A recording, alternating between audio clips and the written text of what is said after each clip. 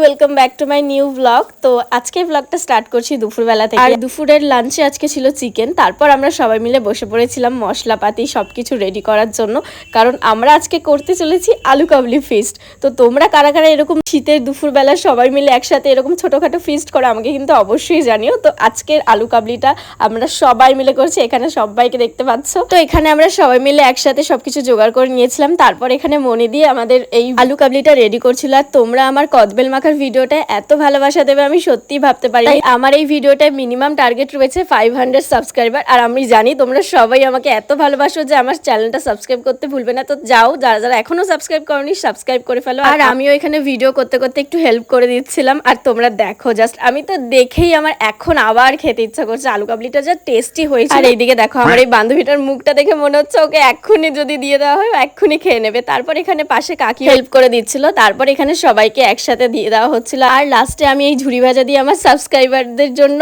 এইটা আমি বানিয়েছি, তো এটা তোমাদের জন্য। তারপর এরকম সবার প্লেটে দিয়ে দেওয়ার পর আমরা সবাই মিলে নিয়ে নিলাম। আর জানো তো এইভাবে যখন সবাই মিলে একসাথে কোনো কিছু খাবার প্ল্যান হয় আমরা তো ভীষণ আনন্দ করি। তো তোমরা জানিও ভিডিওটা তোমাদের কেমন লাগলো। দেখাচ্ছে নেক্সট ভিডিওটা।